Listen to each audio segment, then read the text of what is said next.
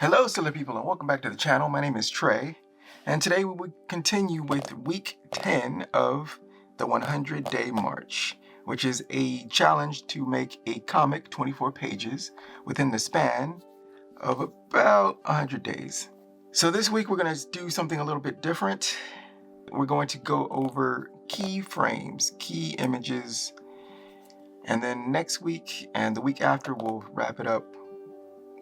Week 11, we'll do combined page 1 and 2 inking and 6 and 8 inking. But today, let's talk about keyframes. So here I have a printout of my characters. Of Beautiful Beast Kiss, Chapter 3, this is Beautiful Beast Kiss, Bunny, Birdie, and DC, the Demon Cat. Now all of this I have as a sheet for a reference. I like to keep an image or a printout that has my characters as tight as I could get them so that I can always look to this for a reference. But everything starts with a drawing. And so to get to the inking, I usually have to start with a drawing. The tighter, the better. And here I have an example of Beautiful Beast Kiss and the first half of the 24 pages and the second half of the 24 pages and DC, Demon Cat. So this is as tight as I could get it before I went on to an inking, but today is keyframes. So let's talk about keyframes. A keyframe, we go to, a keyframe is something that for me stands out from the rest of the images. It's like I want the audience's eyes to linger on a certain image, or sometimes at the defining image of that page, and usually it's breaking its own border, the borders of other images. So this one with Bunny and Beautiful Beast Kiss is the keyframe. I take that same image and I blow it up on a separate sheet of paper, and I will ink it separately. And then I'll scan this in and then put this on top. So if I can have all the frames done in the page, and this character will be outside of the frames. So I'll plug them back in, sitting on top in the layer structure of the various programs, either Photoshop or Clip Studio Paint. Bunny here, and so I like to get larger, or as large, this is just an 8.5 by 11 sheet of paper. I'll ink it fairly large, scan it in high quality, color it, and then place it on top. So in this scene, she's just jumped to a new dimension and she's celebrating. And so I want this image to pop out. So we'll have the frame structure, the words the same, but we'll have this inked larger and then placed on top. So it looks like she's coming out at the audience. And here's Demon Cat's DC's keyframe, where it pops out and is the central character of this page. Birdie, so Birdie as well. But also there is a image that I usually like to make, and that is this one right here. In her adventures, she goes to different dimensions and she wants the Allspark crystal that increases her powers, much like the Infinity Stones, and allows her to jump farther into other dimensions. So it expands her power base. And so she has to overcome some obstacle in each chapter to get said crystal. Kiss for the win. And for this one, a special one, in that I like to go all out on this image. This is like, this kind of sums up her adventure, her victory pose. And for this victory pose, I like to go just a little bit extra. And so for that, I have to give myself time to go that extra mile. And so I try to start it as early as possible. There are some scenes that I try to start early and then develop it slowly to get it into a more solid, more finished, more refined state at the end. So Victory Pose, Kiss for the Win. And I have 2 printouts because her arm or hand, she's doing a peace sign. Right, this is her victory pose for this specific chapter. She does a different pose for every different chapter. And for this one, she's throwing up the peace sign. And this one is closer to her head, but to get it away from and make a stronger silhouette, I try to sometimes get limbs out of each other limb's way, so it makes a stronger silhouette. And that stronger silhouette makes it more easier to read, is what she goes into Kiss for the Win, and then she moves on to the next chapter, adventure, and that's usually how I like to set this up. And so that's the design we're going for. Her hair is a lot, well, not a lot different, but it's more foofier. I was thinking of the moon's gravity, and it's how it's lighter, and so her hair would kind of float like in water, while in gravity her hair comes down and is a little bit spikier. So I have to be aware of that. So I have my red pencil, mechanical pencil, and let's go. Now I'd say the printouts that you see right now are between a sketch and a type pencils, but I do things in phases where it goes from a rough sketch to a sketch to type pencils, pencils to ink, and so on, and clean it up, and it gets better and more refined as I go on. But I like to always draw it, print it out, and you can see here I'm doing some hand reference, and then draw on top of things to make it more clear. So this red pencil phase, it's already pretty tight, but I just want to go that extra mile because it's going to be developed more. And the whole purpose of this thing is to have like a key illustration image that can be multi-purposed. Like say, if you read comics or graphic novels or manga, there's an image in the book that can sometimes be repurposed and used like on the back cover as interstitials or chapter breaks. And that's sort of what this is. It's getting a better image that I can use in other ways. And so I always like to touch up some things for a key image, master image, illustration image. And that's pretty much the purpose of this.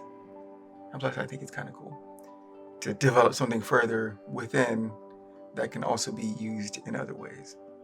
But that's mostly what I'm doing here. So this is the image drawn on top. So now it's at a point where I can ink it. So I have this one and I put it off to the side, and I can use it to keep myself in line. But also I have my character design so that I stay on target with the design. It's a side where I can't quite, well, it's out of frame. So my image, and of course I'll be inking with brushes today. This one's kind of beat up. This is an older one.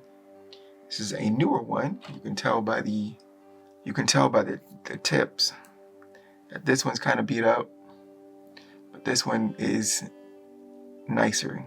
The hairs are not as mashed up and whatnot. But this is again a Series 7 Winsor Newton number 3. And in my quest to get better as an inker, this is what I'll be using. Some sturdier paper. Get the pen out of my. Some sturdier paper. This is, I think, Strathmore. I cut a larger sheet into 4. And this is 3 of them. I have my ink test over on the side. Take one. And with the light table, the image, I have the image, and I take these little clamps and I clamp it 1, 2, just so it stays in line. And now we are just about ready. So let's get to inking with a brush. So I have dipped the pen in ink, and then I use this scratch piece to shape the tip to make it a nice point. And I move from upper left to lower right. Upper left, lower right. I'm always shakier in the beginning, so I try to take it slower. And when I get to the face, I try to focus more on that because it is one of the most important parts. But the scratch piece is very important because I clean off the brush or get off excess of ink so that I'm nice, tapered ink brush, and then I go in and do the work. Try to keep the lines thin on upper parts, like the hair strands on the upper, as opposed to the lower strands, and things that would be deeper or thicker in shadow, like the under part of the arm, under part of the clothing.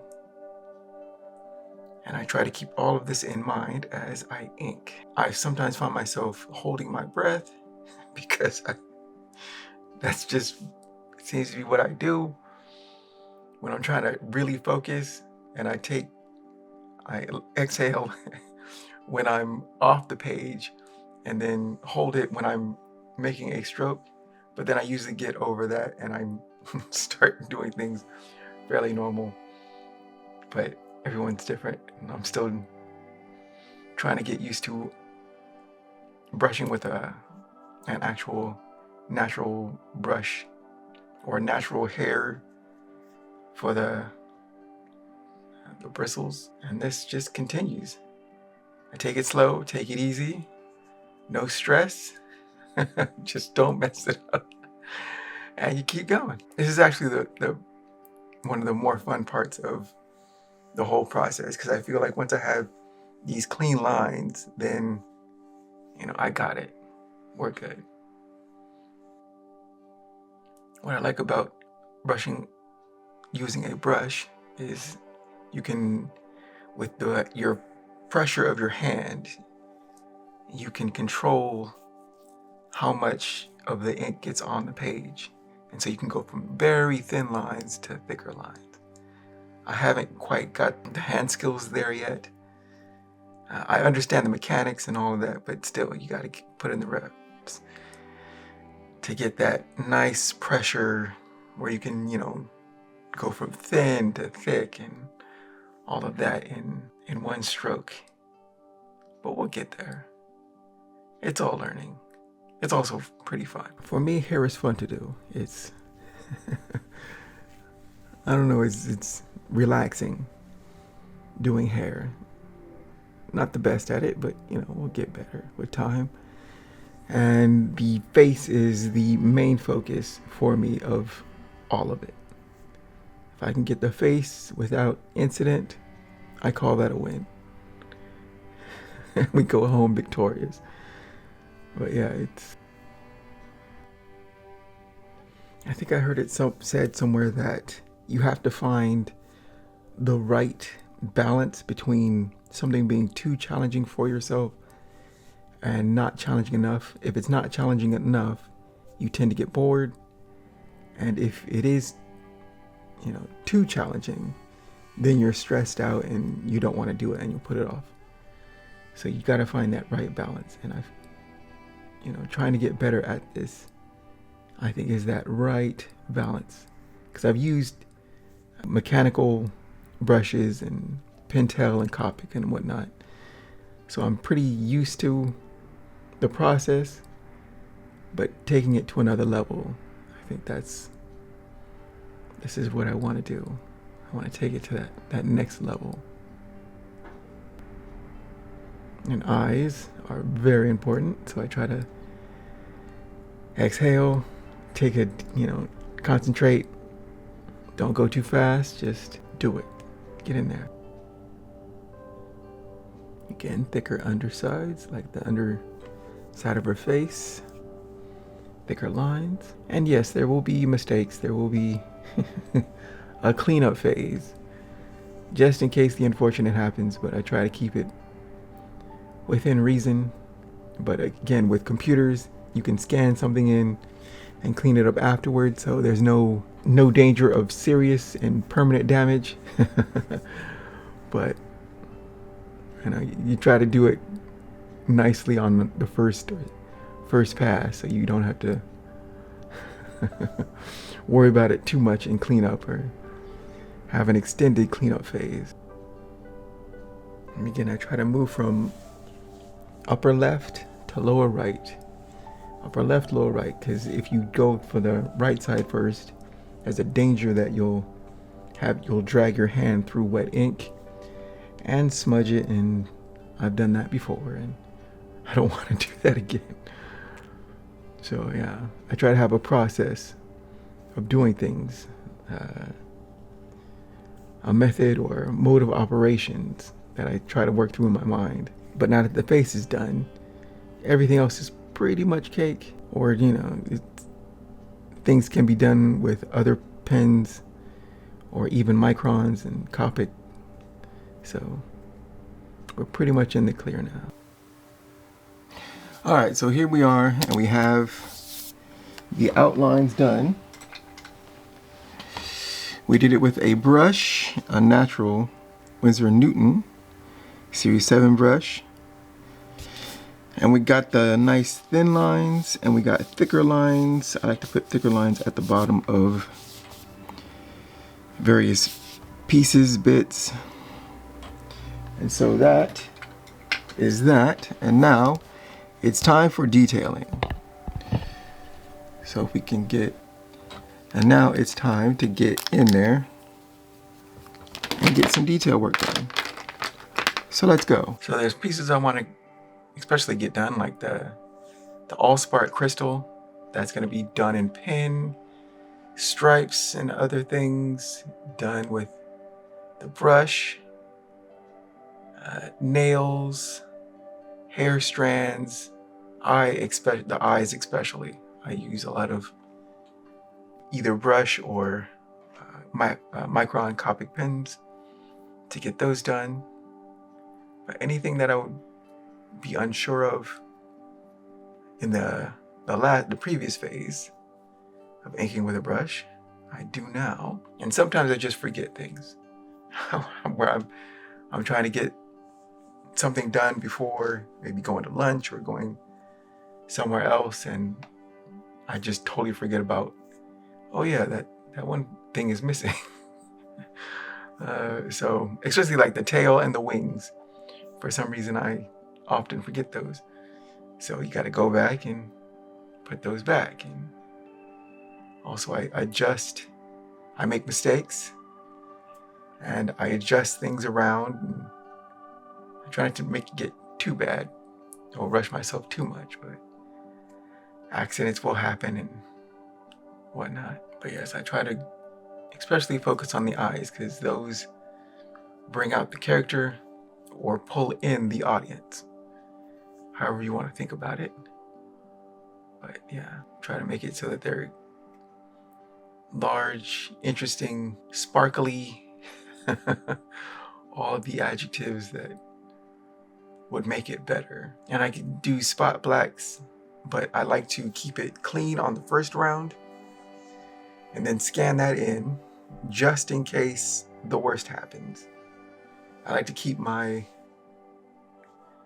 structure. I like to keep everything has its proper sequence. And so, you know, following my own rules, just don't do too much. You know, don't try to get too fancy. You have protocol, just follow that and keep it moving towards the finish line. And plus, if I leave, like this, what I say would be after this phase of detailing would be the clean inks. And clean inks, I try to scan in because I don't know where I'm going to take it next. I could take it to watercolor, which would be a whole different process, or I could color in computer. And so I like to have options. So that's why I would ink it or get it as detailed inks and then scan that before putting in spot blacks, which is all the parts where that would be dark black. You can fill that in with a larger brush, all in ink. But to keep it clean, just in case I want to do something else to it, I try not to take it too far or try to do too much, so I can have options. Roughing in some light sparkly off the Allspark gem, or for her, it's the cat's eye. She has this cat's eye gem that lets her jump dimensions. And whenever she gets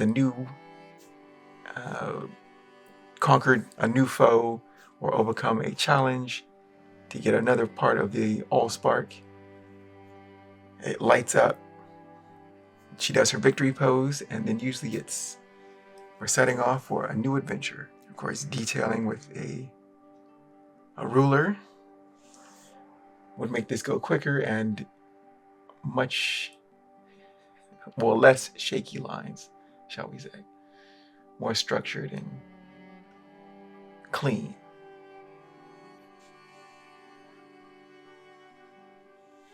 And I have a teeny tiny brush, a teeny tiny little pen that I go in there and do my tiny strokes.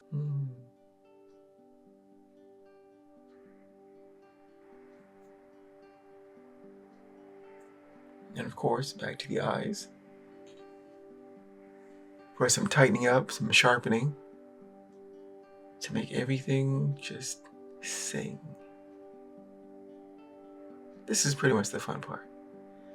Once you have the basis, then I can start to play with it and push some things. And I notice that in general, I spend a lot more time on the eyes than I think any other part, just to make them pretty and read. And of course, I'm never perfect. There are things I could shift, move, and adjust. And I try to give myself enough time that I can walk away from it, come back, and sometimes I'll always see mistakes and things that are missing or things that I could have done better and all of that. But when you're working on a deadline, sometimes you have to just call it done and move on. Trying to get stuck in refining purgatory and nothing moves forward because you're too busy trying to shape something that it's good enough into I can do it. It's like you could always do it better with enough time, but sometimes you just got to get it done and move on. And that, I think, is that for the clean inks. Give it a check. I think it looks pretty good. Of course, again, sit on it at least for a night. Sleep on it, wake up, look at it.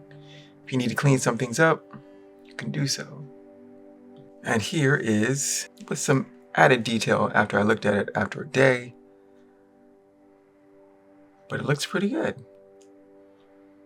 I think I've got just what I need. Let's get in there this is a close-up of the shot. I think I'm going to probably scan it in and then multiply the lines, the ink lines, to make them just a little bit bolder. But overall, I think we've got it. And so that is what I do with key image / illustration frames. And this is week 11. Next week, we'll be going over inking of pages 1 and 2. And after that, week 13, we're going to go over pages 6 and 8 inking. And that will conclude the month of inking. So let's run down this total process from start to finish in very brief form. So we start with a rough, very loose sketch. We take that up to a rough sketch, is what I would call this. I tighten that up for tight pencils. Tight pencils to ink, and that is the whole sequence from phase to phase. So thank you for joining me. I have been Trey Hodges. You can find my work at treyhodges.com. Power to all the creators, and I will see you in next week's episode. Take care and keep shining.